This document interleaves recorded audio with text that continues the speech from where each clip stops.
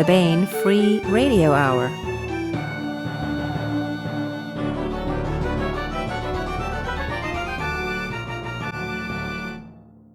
On the podcast, new fiction by DJ Butler and part 2 of our discussion with Charles E. Gannon. Plus, we continue our ongoing audiobook serialization of Timothy Zahn's Cobra, all right now.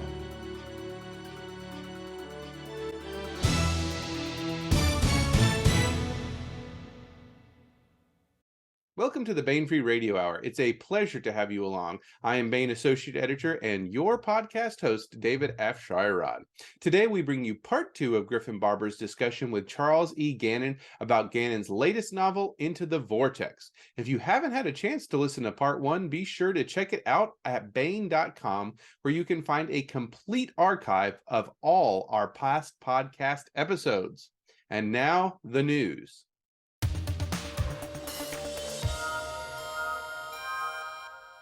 Head over to Baen.com and check out this month's free short story, The Quail Runs by DJ Butler.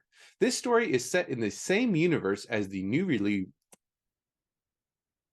Head over to Baen.com and check out this month's free short story, The Quail Runs by DJ Butler. This story is set in the same universe as the newly released Time Trials by M.A. Rothman and Butler. The story follows what happens when a young man, his uncle, and his younger brother travel into the wilderness in search of a spirit to heal his brother's twisted legs. There, they find that perhaps all is not what it seems. Time Trials is available now in hardcover and ebook, and The Quail Runs is available free to read at Baen.com. And that's it for the news.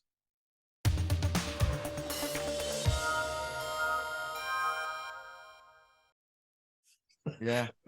So the characters in the Vortex are seeking answers to some big questions about the world they live in and the accepted theories of what happened in their shared past.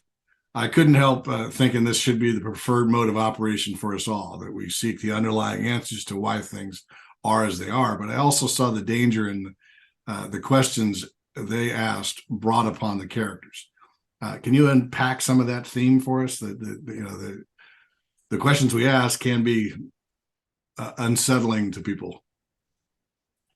So there's a I don't know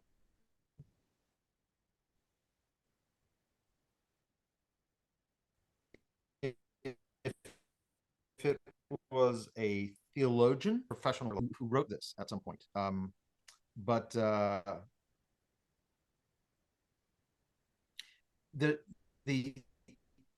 the phrase, the question was posed, what would you prefer if you had the choice? Nudge or blue? That's a really interesting. I'm going to ask you to pause here for a second.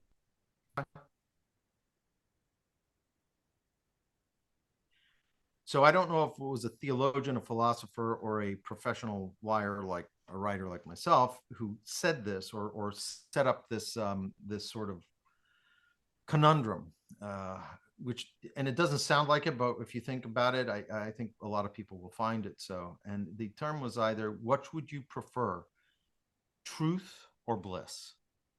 I've seen it sometimes as knowledge or bliss.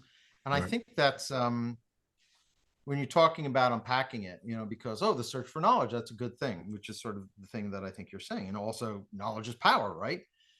Well, yes, but, wishing for knowledge comes into that heading of be careful what you wish for, you just might get it.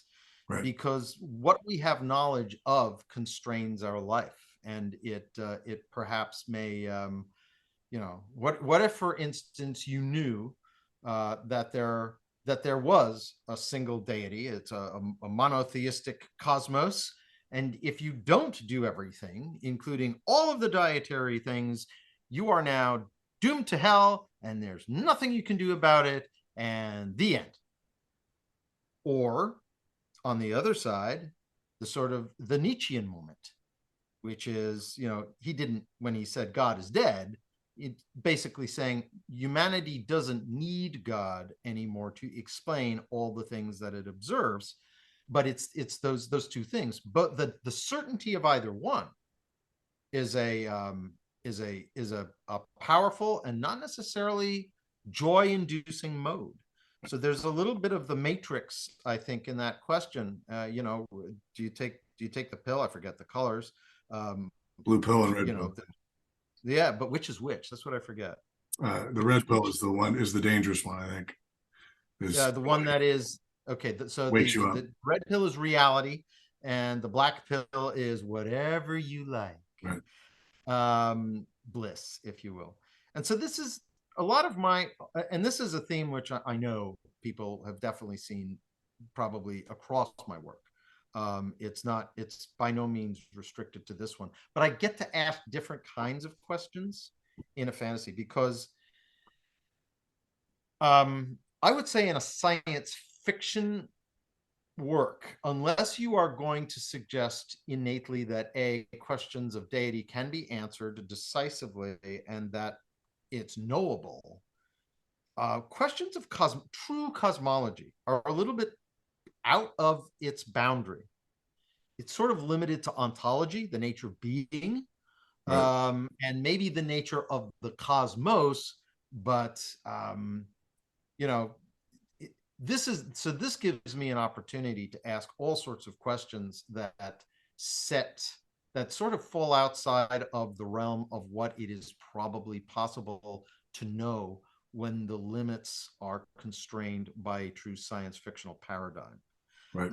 So this is, and one of the things that I also try to suggest here, and this is this also shows up in both, but I think it's actually showing up even more profoundly at this stage in the Vortex of Worlds series, which is the more knowledge you get, the more hazard it may represent. What do you know? Who knows that you know it? And then you have the other problem. Unless you know all of the significances of having that knowledge, you have no way to measure the top threshold of just how much trouble you've bought. Right. Possessing it. And that's for me also a very interesting question, because it becomes the process doesn't end and you become more accustomed to it. I think you become perhaps more courageous only because you're accustomed to the hazard, because the hazard is actually increasing. Yeah, it's interesting because the one of the most dangerous period is to be a police officer is I think it's the 4th to the 6th year. So, and because you think you know, and you've had some experience, you get sloppy and don't conform to either your training or rigid, mostly to your training, but also to your experience, in that you think you know, because you know this much. Yeah. And what you really need to make sure you know is that much. Yeah. So that's pretty fascinating for me. It was something I was hoping you were going to approach, because it was something that I kind of keyed on when I was reading Into the Vortex.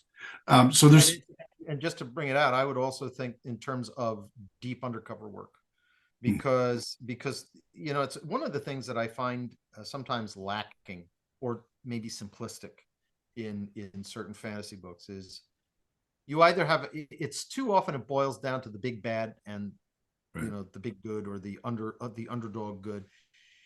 And the thing is, I've never observed a situation where there's power that doesn't create essentially a downstream tree of other ambitious people, whether that's good or bad.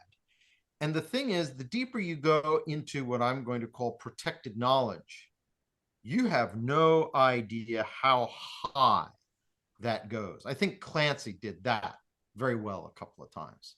It's like, wait a minute, I'm the people who are killing me are the same people I'm working for? What?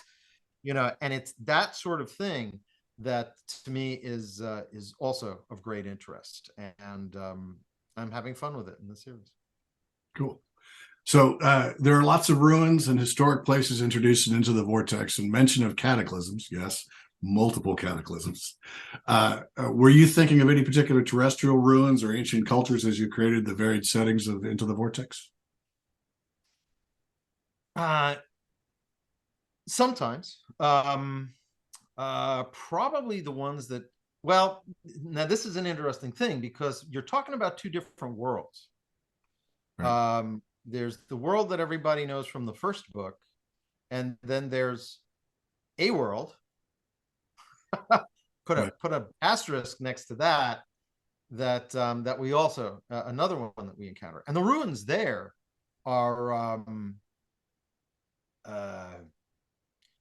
the difference, if you will, between the cataclysms is that in like on Earth, you could say, oh my gosh, we lost so much when the library at Alexandria burned, and we know so little about the Greeks, but we actually know a great deal of what happened. We lose track in a lot of places in the Dark Ages, although that's a very Western perspective, because other places were doing just fine, recording very detailed histories about the West, right. which actually the West could do itself a favor with, because they were trading with the West. So it'd be kind of interesting to really dig into their merchants' records to see what happened to the West's ability to buy, and what it bought and what it didn't. But no, that really, it hasn't happened yet, or it hasn't titrated, I think, into scholarship as much as it might.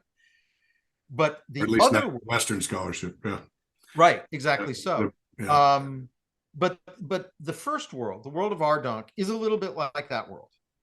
There are definitely a lot of breakpoints, but you kind of have to go back to.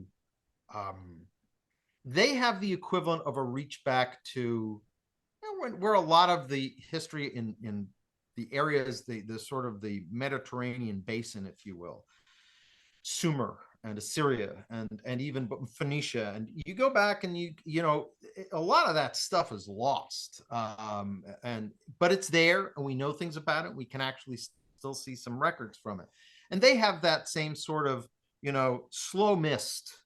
And we don't know what happened. We know there must have been at least cataclysmic events in one way or another.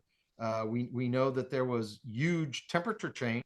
I'm not trying to get into a debate here. We just know there was huge temperature change called the Ice Age, and then obviously it let go.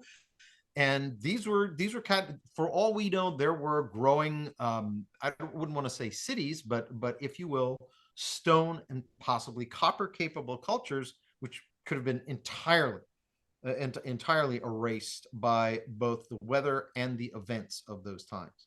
But you have to go back that far. Right. In the case of the other world, which is called kind of inaccurately Histsos, they hit a point within a millennia where history, almost all history, got obliterated, right, purposely obliterated. And those are the sorts of ruins that are more like the Easter Island ruins. I don't mean they resemble it, but they have, you look at these things and you say, just a mystery, just a flat out mystery. Yeah. We can't even be sure the rocks came from here, but then how did they move it? I mean, because everything we know about navigation across those seas and that huge stretch of water, and that then somebody is there long enough to decide to put up these things that we don't see in any of the logical sort of origin points for these Polynesian peoples, and you sort of say, and I'm using the Micronesian peoples, and you sort of look at it and you go, what? Right. Huh? And so there were, and certainly I call upon aspects of the ruins. I borrow certain things, the way the agglomeration of buildings and times and things like that, particularly in Dunarran, Dunarran too, but in Arrdanc, you will find yourself in places where you walk in one area and you see, sort of like you will in Greece or like you will in Rome, where there were distinct changes in architecture, and the architecture was built for different purposes at different times. Whereas you will go to places on Histsos, and it's like they're called the god barrows, Yeah. and you don't really know, but there's stuff there. Not to spoil anything for folks, which makes them all the more perplexing. So the level of detail that you go into regarding the cultures and the history of the worlds of Into the Vortex is impressive. Indeed, some knowledge that is supposed to be accepted fact from this broken world is kind of turned on its head into the vortex. Where'd this idea come from? Living.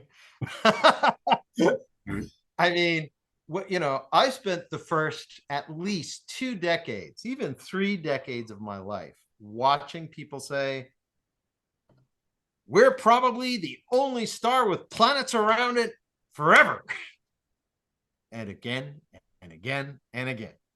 And now we're not, it's like these signals, we heard this all through the 90s and then even the early aughts. Well, these signals could be many things. What are you going to do with a picture? Recently we're imaging the damn things with the Webb telescope. So there's this idea, and to give you another idea, it was thought, of course, that nothing could move in space.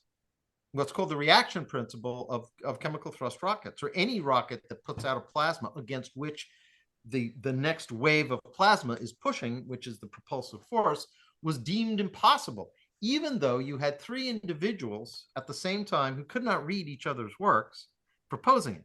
The earliest on the calendar, or the date line, the chronology would be I have another thing. Tsiolkovsky, Konstantin Tsiolkovsky, who famously wrote, Earth is the cradle of humanity, but man cannot live in the cradle forever. There was a Frenchman working about 15 years later who came up with the exact same idea. And when Charles Goddard launched his rocket, although he was the least formally educated of the bunch, this is exactly what he was saying. You still had people after the V2 rockets were launched in World War II saying, but they can't go in space. It's like, really?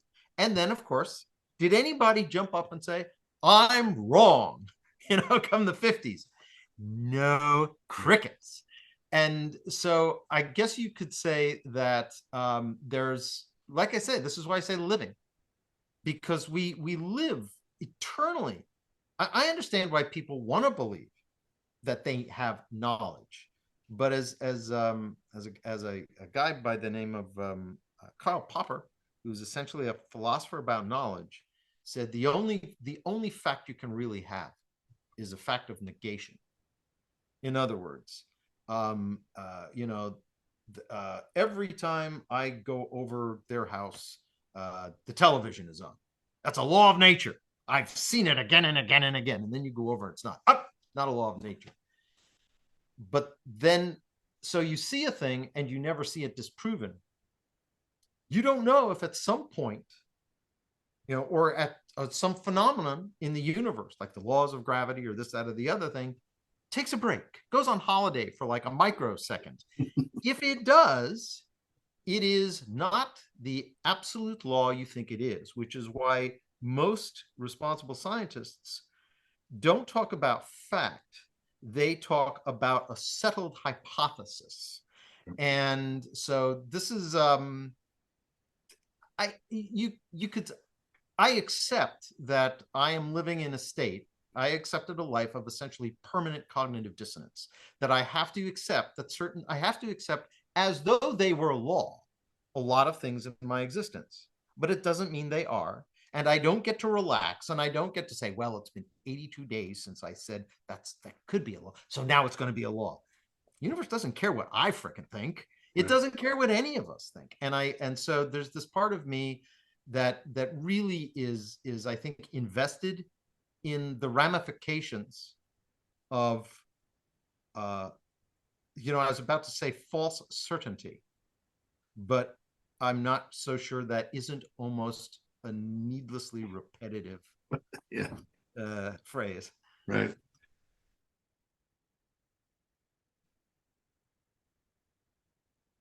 I've lost your audio.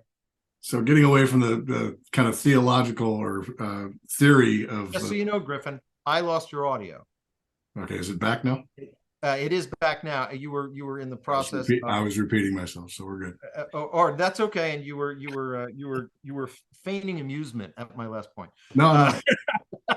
Getting back to the more getting away from the philosophy of what we're talking about here in the book, or the theory of the knowledge. there's plenty of desperate action in Into the Vortex too. Often against varied opposition. Sometimes it's thinking adversaries or wildlife. Sometimes simply the harsh environments of desert or wastes. Do you map out or choreograph some of these action sequences before committing them to the page? And how do you do that? I do that in a couple of different ways. I don't know. There are certain things I've literally committed to a map, and I look very carefully at it. I famously did that, not to anybody else, but to myself and those who are forced to listen to my writer's tales. There's one of my first book that ever, I think it was the first book that, no, it wasn't the first book that came out, but it was the first book I did with Eric, whose birthday was today, and we lost. There's a scene, there's a very, very intense close quarters combat carried out in a historical place called it's a castle, Castel de, oh God, why can't I think of it? It's in the shadow of the city of Palma, Belver, Castel de Belver. And I visited that tower 3 times. I had maps of it. And because it was such a close run thing, I needed to know how fast people could move from one place to another, what the sight lines were, and what the encumbrance of armor, or just not even the encumbrance in terms of weight, but the lack of flexibility might do to some of those assumptions. So sometimes I will do that. I don't think I exactly committed it to paper on this, but there are times when it was darn close, and I knew exactly in my mind where everything was.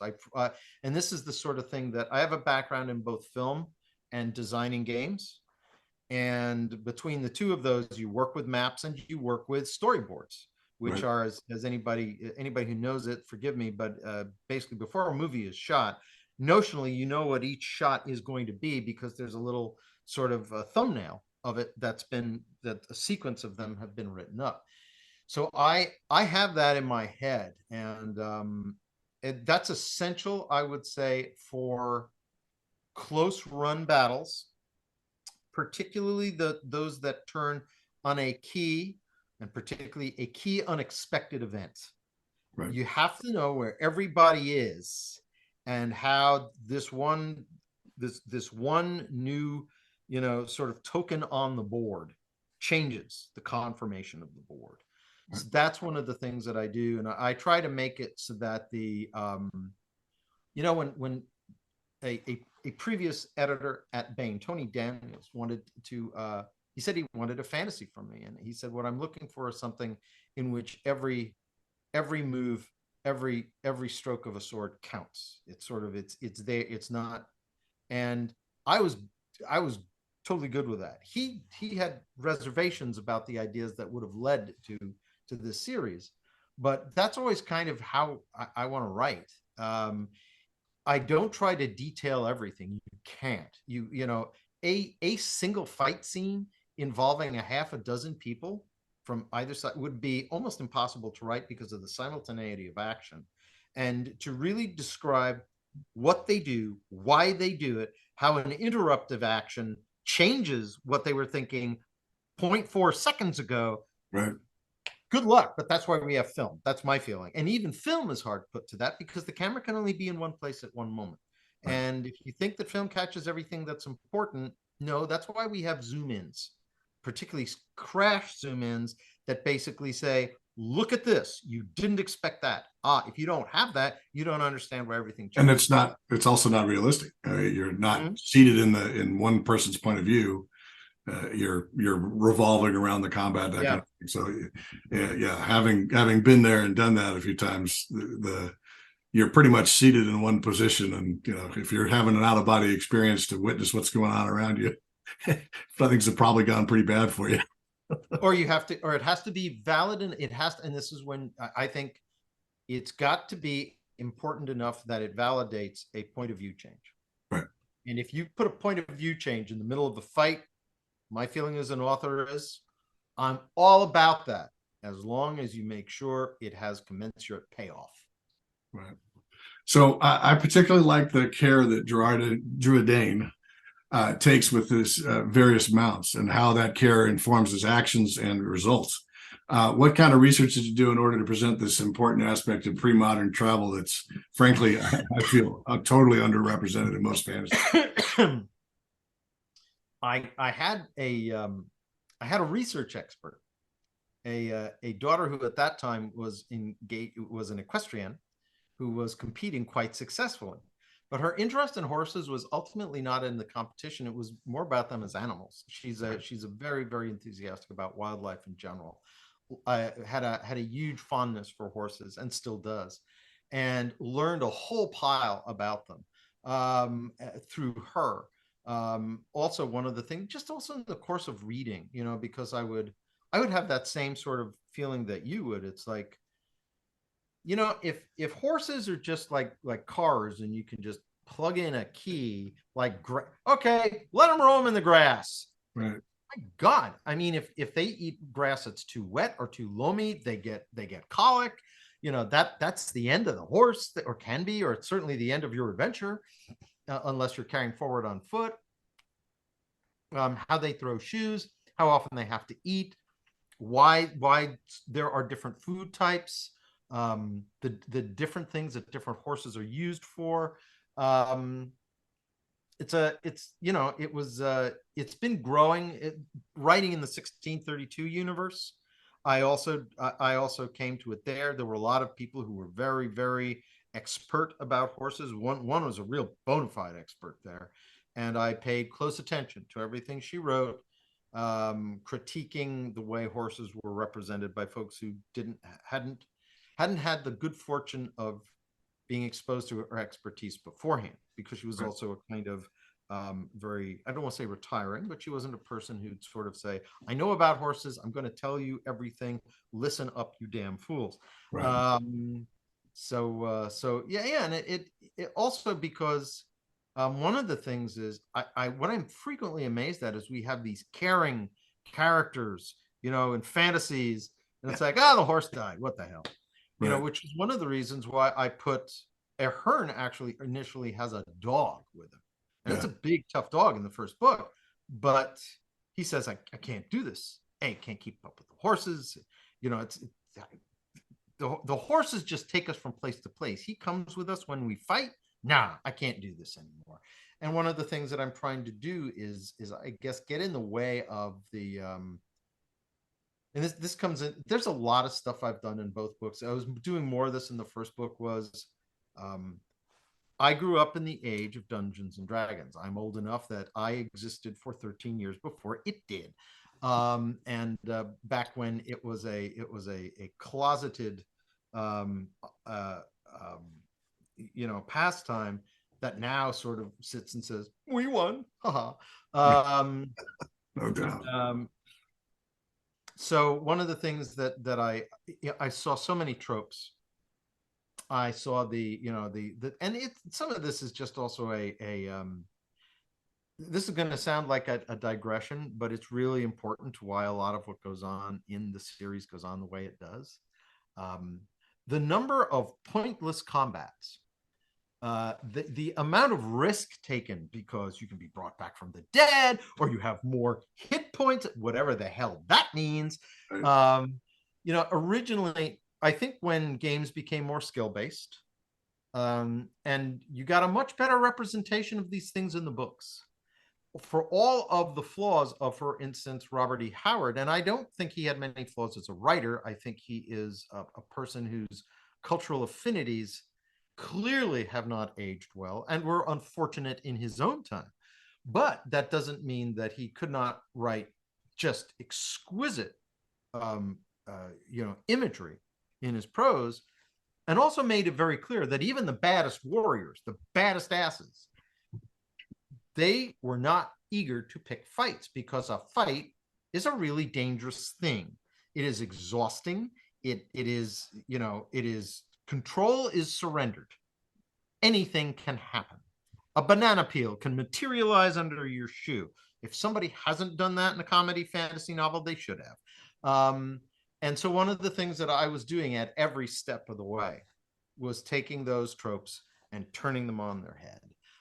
For instance, the easy immortality that we see conferred to different species. And then the fact that that doesn't lead to all sorts of misunderstandings or different behaviors, or how, one of the things that I always found was to take on one of the demi deities of the genre, Tolkien. It is amazing to me that the elves and the humans are as similar as they are. The families are as similar as they are.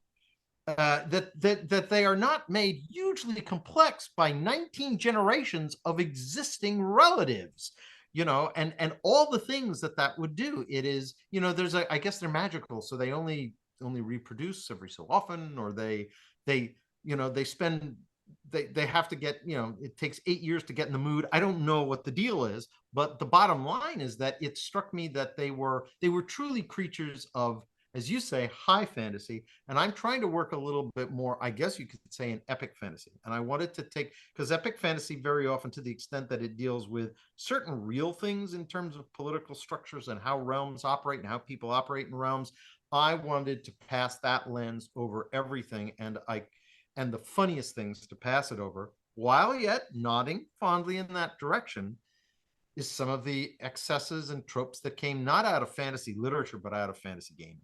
And I just wanted to say, folks, really think about it. Well, that's cool. So I noted a word I've only read in your Kane Riordan series, reify.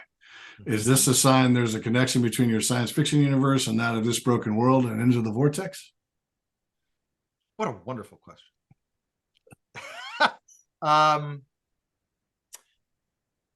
How do I best answer that?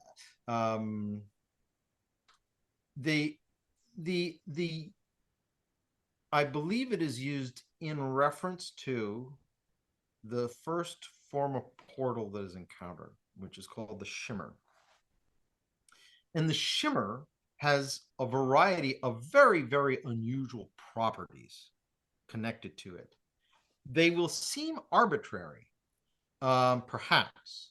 I'm going to say, keep your eye on that word, keep your eye on the shimmers, and to say that there's an overt connection between the series, I won't say yes or no, but I will say you may find that even if the songs are not the same, there are some harmonies and certain verses rhyme. Good answer. So on a personal note, I hope I think I heard you say you're already hard at work on the third book in the series, but I may be wrong. I hope that's true. Do we have any chance of a date for such a book might land? So what's happened? The answer would be, that's as complicated an answer as the politics in some cases and the cosmology of the series. In that I already have a lot of that book is already mapped out. As a matter of fact, I actually know, I looked forward and I spoke to Tony about this. I'm not sure I can get this. Well, it's Baen. So we know that the one thing you can be sure about a Baen trilogy, it ain't just 3 books. And I think that this will fall into that category. It will need to, I think, for a number of reasons. So I've done a lot of work on that book. Not exactly a lot of parts that are ready to be written, but the mapping is fairly complete at this point, and I'm really looking forward to writing that book. But before it, I am in the process of completing the 6th Kane novel right now, which is Endangered Species, and then the next one comes out in the same year, in December, I believe, or maybe November. I think it's November. Which is Protected Species. After that, in the middle of that, there's a novel from Murphy's Lawless that I'm doing with Chris Kennedy that I've got to add about 40 or 50,000 words to.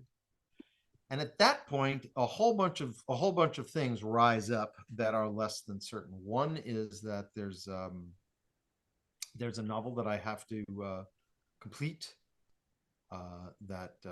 In Eric Flint's Ring of Fire. So there's that. And then it's also a question of where in the work schedule David Weber is, because David Weber is originally was on was going to be a collaborator in the Kane Riordan universe for a book called Misbegotten, when Eric was another one, and David was kind and totally stunned me that he has now picked up both, and we're going to do them in a sequence, and they are related to each other very tightly. So there's it's nothing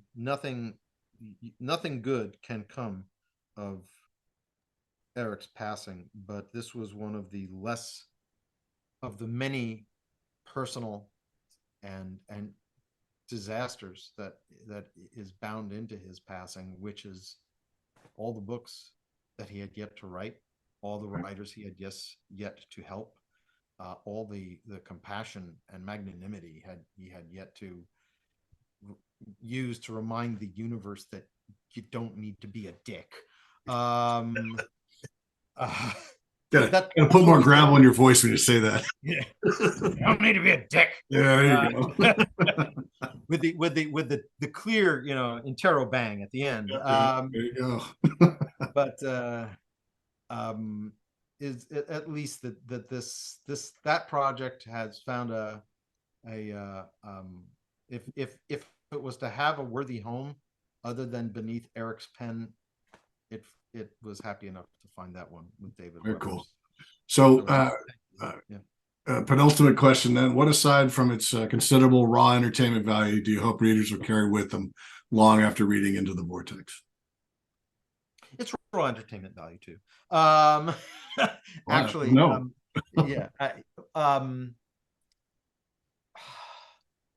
The sense that here's what I hope for any book, but there are parts of this book, like there's an underground city, and it ain't like an underground city you've seen before, and it doesn't come about. And I haven't been able to find its exact, I mean, you have them built in caverns and things like that, but this is a little different.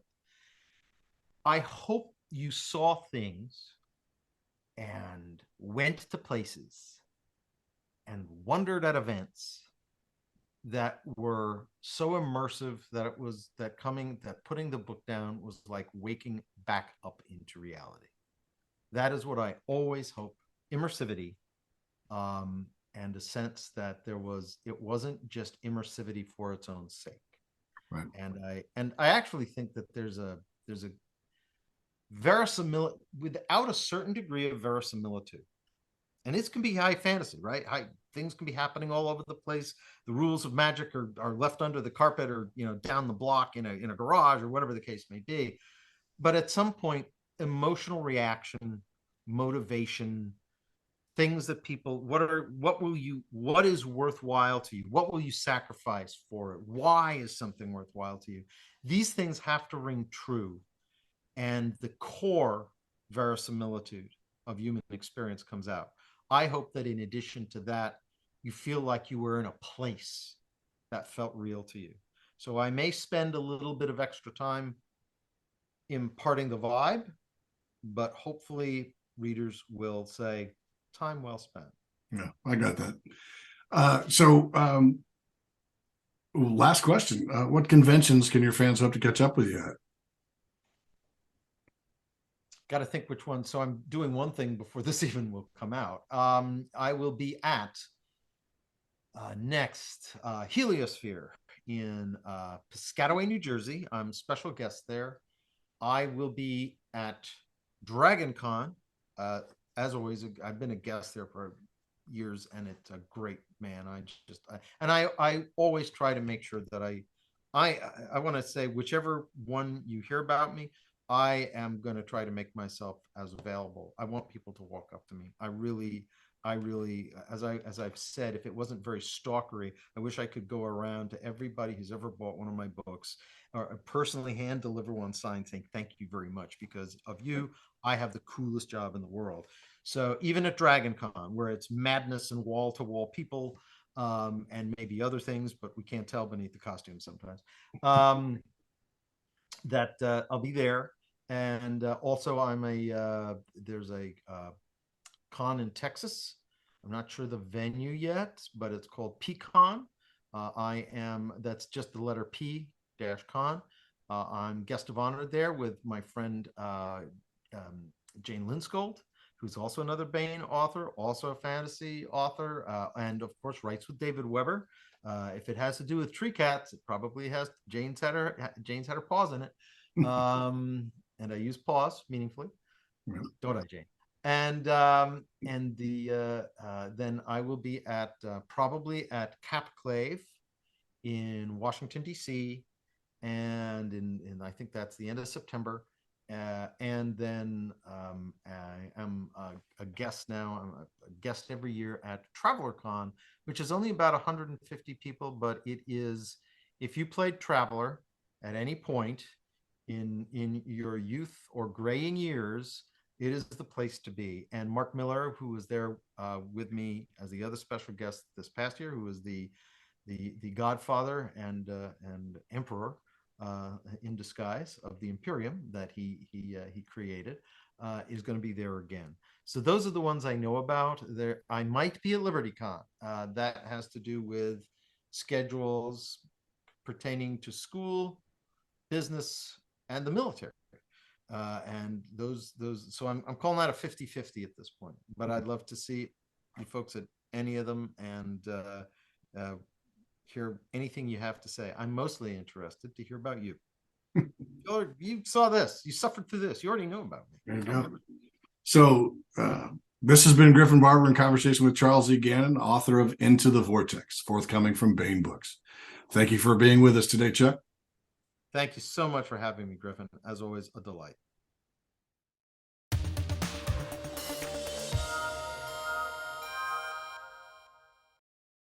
And now we bring you Timothy Zahn's Cobra.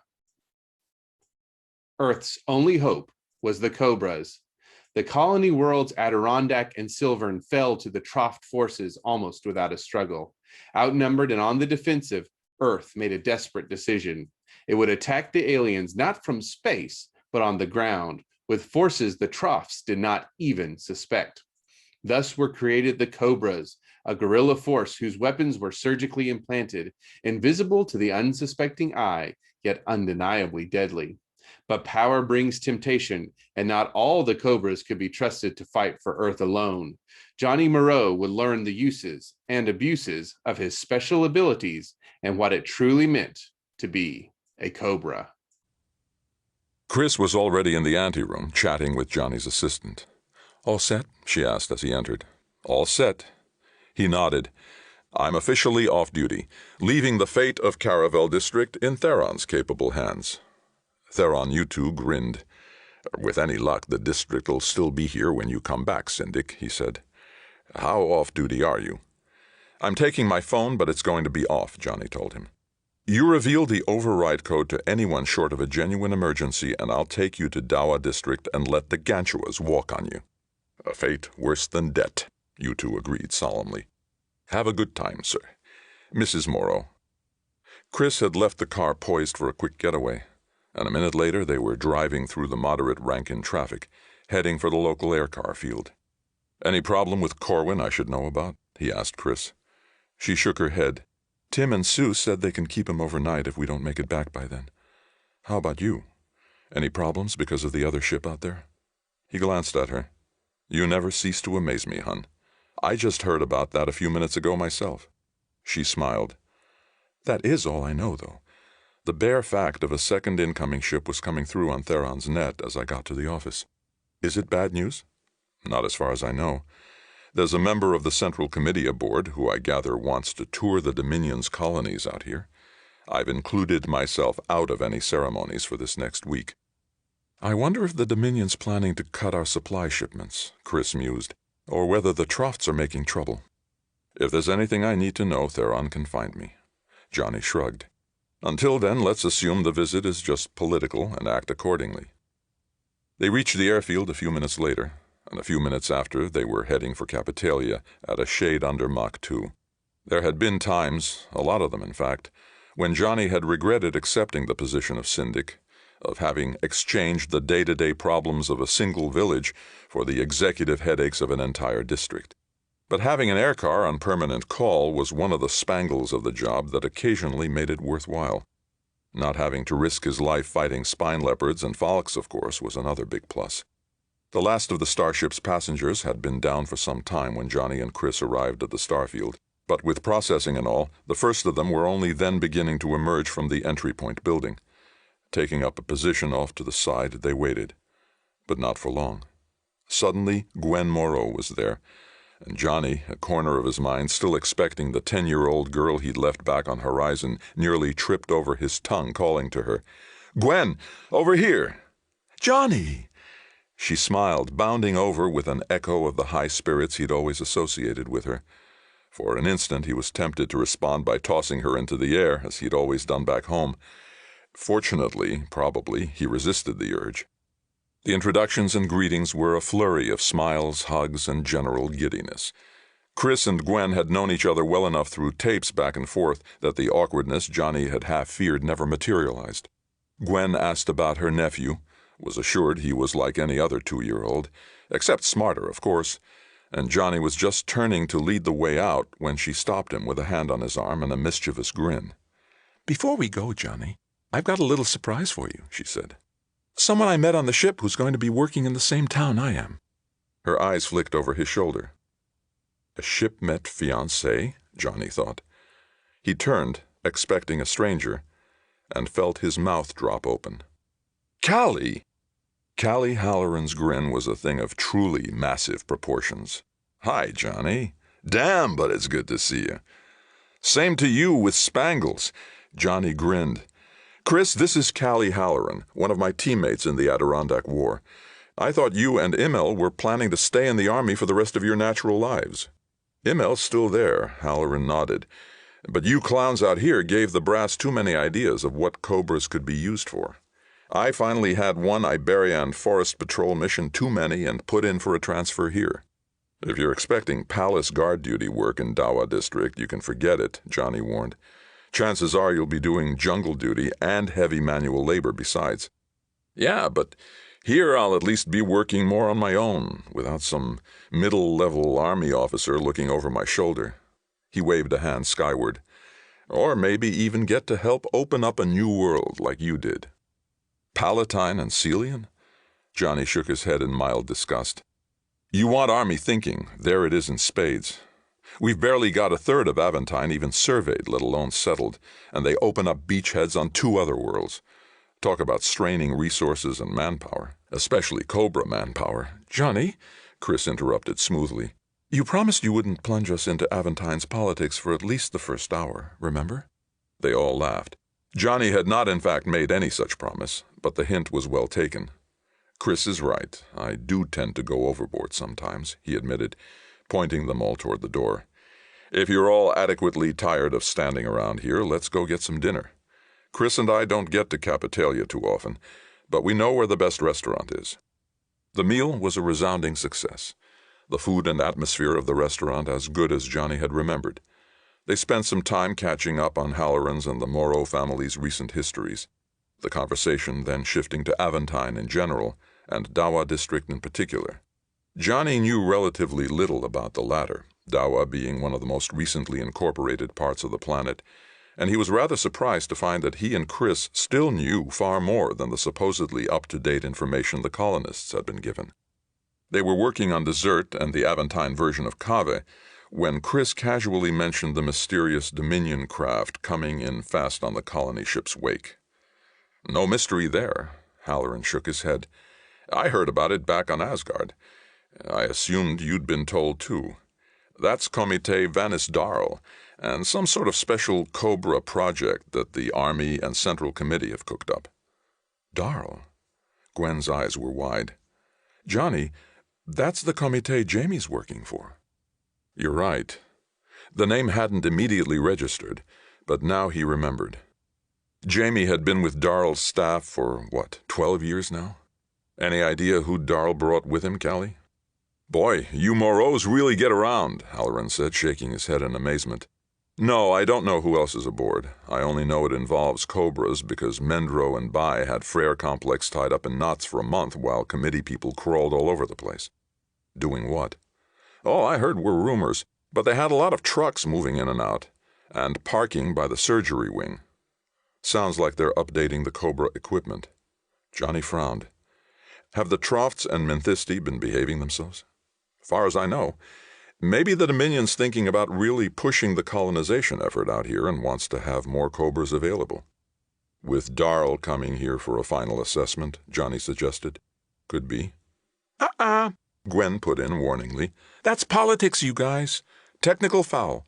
Chris gets a free change of topic. They all smiled, and the conversation shifted to the sorts of geological and tectonic utilization work Gwen hoped to be doing on her new world. But for Johnny, the relaxed mood of a few minutes earlier proved impossible to totally recapture. Taurus Chalinor's attempted rebellion 7 years ago hadn't been repeated, but Johnny had lived those years waiting for that other shoe to drop, knowing that if Aventine could survive another few decades, the Cobras would all be dead and the society could at last get back to normal. But if the Dominion was planning to send them a new batch... But the evening, if no longer scintillating, nevertheless remained pleasant as Johnny and Chris gave the others a brief tour of Capitalia's nightlife. It was odd, though perhaps inevitable, that Johnny found himself mentally comparing everything to their hazily remembered counterparts on Asgard and Horizon. But if Gwen and Halloran found it all quaint and primitive, they were far too polite to say so. It was after midnight when they finally called it quits, and as there was no point in returning to Rankin at such an hour, they checked into one of Capitalia's small selection of hotels. Gwen and Halloran had disappeared to their rooms, and Johnny was just starting to undress when he noticed the red message-waiting light on his phone was glowing. "Uh-oh," he muttered. Chris followed his gaze. "Ignore it," she advised. "At least until morning. Theron would have risked waking you up if it was urgent." "Yes," Johnny agreed, almost unwillingly picking up the instrument. "But he wouldn't have bothered us at all if it wasn't at least important. Might as well get it over with." The message, as he'd expected, was simply to phone his assistant whenever convenient. Johnny looked at his watch, shrugged, and made the call. You two answered promptly, without any of the grogginess that would have indicated a sound sleep. "Sorry to bother you, Syndic," he apologized, "but something came in on the net a half-hour ago that I thought you should know about. Late this afternoon, a dead spine leopard was found in the plains a couple of kilometers west of Paline in Dawa district. It had been mauled pretty badly, and apparently not by scavengers." Johnny looked up to see Chris's suddenly tense eyes, felt his own jaw tighten. The elusive predator that even spine leopards needed defenses against had finally made its long-overdue appearance, so to speak. "Any sign of what had killed it?" he asked Yutu. "There's nothing more yet than what I've told you, sir. The carcass has been taken to Neparan, where I gather they're going to bring some experts in to study it. I just thought you might want to issue some orders immediately." Yeah. Caravel district was getting more built up every day, but there were still vast tracts of forest area surrounding the towns, and if the new predator migrated like the spine leopards did, the region could have unwelcome company at any time. "Put all the Cobras on alert, and have them keep an eye out for any unusual tracks or signs if business takes them into the forest," he instructed Yutu. "Everyone else is to stay out of the forest, period, and farmers working near the edges are to keep their cabs sealed." "Yes, sir. I'll have these on the public net in half an hour. Governor General Zhu also called this evening. He wants all the syndics at a special meeting at the Dominion building tomorrow morning at 11. Johnny snorted. "A ceremonial brunch for the visiting comité, no doubt." "I don't think so, actually," Yutu said. "Comité Darl will be there, but it sounded a lot more important than that. The Governor-General seemed preoccupied, for one thing. Anyway, I told him I'd try to get in touch with you, but I didn't promise anything." "Thanks." Johnny glanced at Chris, mindful of his promise of a vacation, but her eyes were worried, and she nodded fractionally. "All right, I'll try to show up. Start collecting everything that comes through on that dead spine leopard for me. We're going to want to ID its killer as fast as possible." "Understood, sir." "Thanks for calling. Good night." Johnny broke the connection and again shut off the phone. Looking up at Chris, he opened his mouth to apologize, but she got in the first word. "Gwen and Callie are both going to Paline," she said quietly. "If something that dangerous is in the vicinity..." She shuddered. "Should I go ahead and take them back to Rankin in the morning?" Johnny sighed. "Yeah, probably. No telling how long that meeting will take. Though on second thought, if I was running Dawa District, I'd probably cancel Callie's orientation week and hustle him right down to Paylene for guard duty. Maybe you'd better just take Gwen and leave Callie here. If he gets his orders, I can run him down there and get a first-hand look at the spine leopard while I'm at it. And maybe join in the hunt? She held up a hand against his protests. No, I understand. I don't have to like your risking your life to know that you have to do it. Even middle-aged cobras are safer out there than younger men. Thanks a raft, he snorted. 39 is hardly middle-aged. She smiled. Why don't you quit protesting then and come to bed? And show me just how young you are. Afterward, they lay side by side in the dark, and Johnny's thoughts drifted back to Arrdanc. There, the people he cared for had always drawn back when they feared they might never see him again. Chris's response to the same situation was far more pleasant, though the underlying reality wasn't any easier to face. Still, he'd faced danger 1,000 times before. Even Chris should know by now that he was too lucky to get himself killed. But his dreams that night were frightening things, centering around a giant creature that walked in haze, killing spine leopards and cobras, and disappearing without a trace. That was another installment in Timothy Zahn's Cobra, and that's it for the podcast. Thanks as always to Audible.com and podcast theme composer Ruth Judkowitz. Praise, thanks, and gratitude to Charles E. Gannon, and good night, Tony Daniel, wherever you are. This is David F. Shirod coming to you from a soundproof bunker somewhere deep in the heart of Texas. Join us here next week at the hammering heart of science fiction and fantasy, and keep reaching for the stars.